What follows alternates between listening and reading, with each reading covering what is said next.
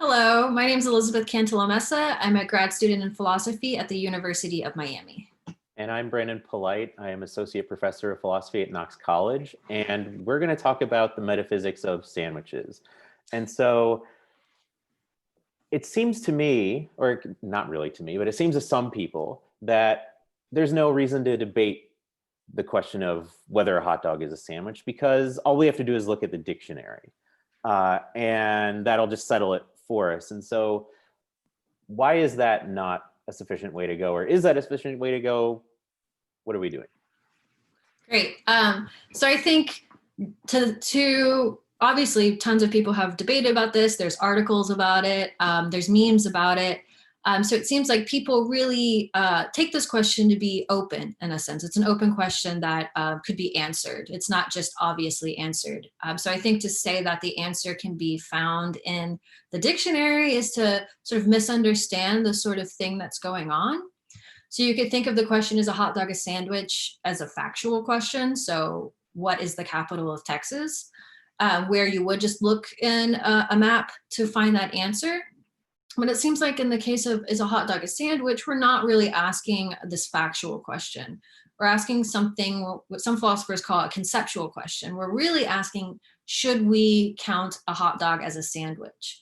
Because our concept sandwich seems to be kind of vague or open-ended in the sorts of things we refer to as sandwich or have referred to as sandwiches in the past, right? It seems to involve two pieces of bread and some meat or some ingredients, but exactly the, which ingredients are necessary and how the bread has to be is underdetermined by the things that we have called it in the past. So I think the concept sandwich is sort of an artifactual concept. And so it depends on how we've classified things in the past, but in an important way, it's not settled by that.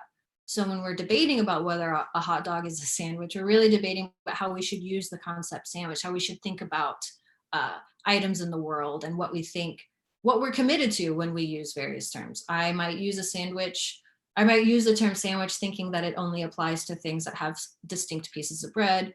You might think, well, that doesn't really matter. I eat deli sandwiches that aren't completely, cut apart. But then there's also a sense in which if I asked you to bring me a sandwich and you brought me a hot dog, I think I'd be reasonably surprised or amused or annoyed. So I think some people do view this argument or this question as trivial. So maybe to say that it's easily found in the dictionary is a way to sort of dismiss the question as really mattering. But it could still matter, of course. In New York City, various things that you wouldn't consider or typically referred to as sandwiches are categorized as sandwiches, pitas, burritos, hot dogs, for the purposes of sales tax, because there's street vendors and delis and bagel shops, and it would be unfair to not tax certain items, give an economic advantage to certain non-sandwich items, sandwichy items, to not categorize them as such. And so I think it would be a mistake to assume that those concepts or the definition is sort of settled by how things are or how we've used it in the past, that it's just the sort of descriptive thing that we're doing, when it always seems to be an open question whether something is a sandwich. And it's much more fun, I think, to sort of try to engage with that question. Yeah, and on that point about taxation, right? The courts in Ireland have decided that Subway's bread has so much sugar that it's not really bread; it's a confectionery, and so it's taxed at the same rate that a donut or a pastry would be taxed. And so, if you think that that a sandwich must have bread, right? That bread is essential to sandwichness, then Subway's bread isn't bread. It's akin to a donut. And so what you've essentially done is you've taken a donut, you've sliced it, and you've put meat and stuff in it. And so you have simultaneously, a dessert that's encasing, like deli meat. And so it's dessert and lunch in one. Right. Is more convenient, I guess. And so you can think to say, well, that's not a sandwich. There's a sense in which I'm sure I might be describing, we don't typically call those sorts of things sandwiches, but I'm also sort of conveying the idea we shouldn't treat that as a sandwich. You shouldn't no, that's not, That's the wrong way to go about it. It's an abomination. We've gone wrong somewhere. It shouldn't be sort of granted the status of sandwichhood. It should be, some sort of weird dessert mixture or something like that. So in many ways, how we classify things matters for how we act and behave. And so when you say something is or isn't a thing of a certain category, you're also making a plea about how you should treat it, how it should be incorporated in sort of your other beliefs and practices and the like. Yeah. And this is probably true for most artifactual terms like chair. Yeah. So how might we go about settling whether a hot dog is a sandwich? Well, I guess one way would be to figure out what we're trying to do when we're asking that question. Are we just trying to sort of explore what our intuitions are, what we think, are the essential features of a sandwich? Are we trying to figure out tax code? Are we trying to,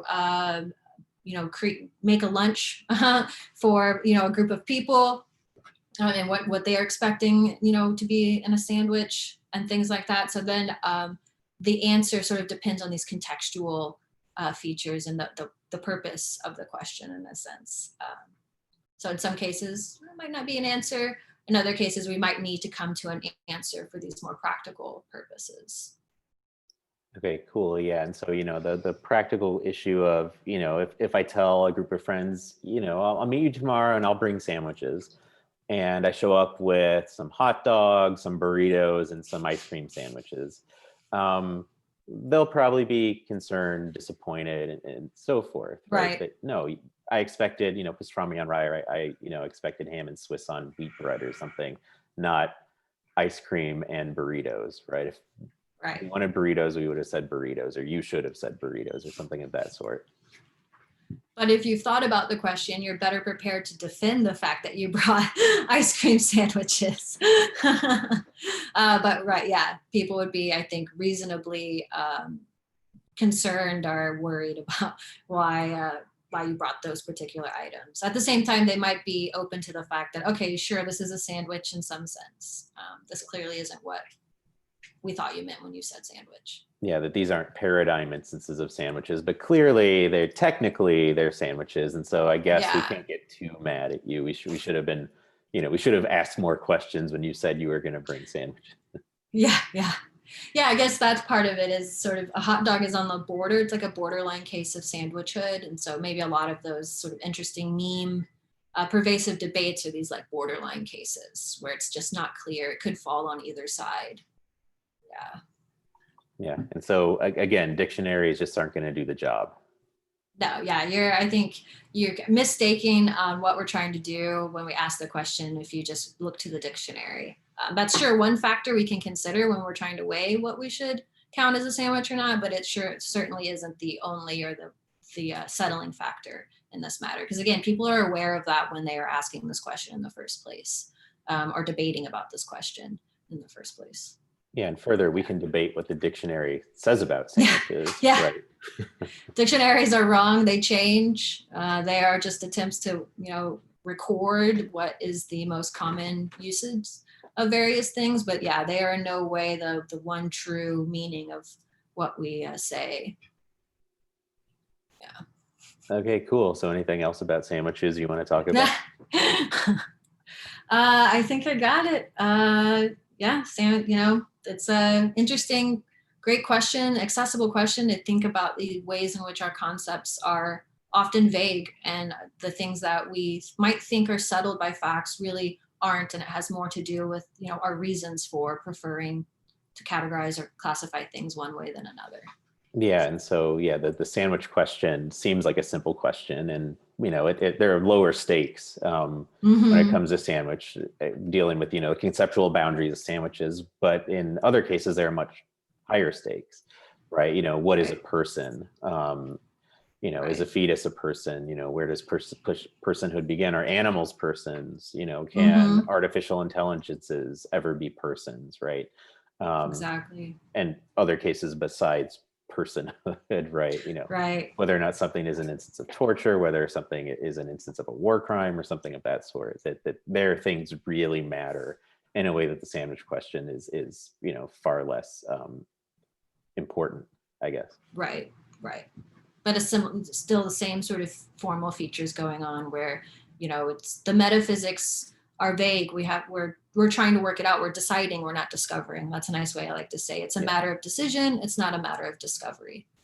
The dictionary definition won't solve any of those debates.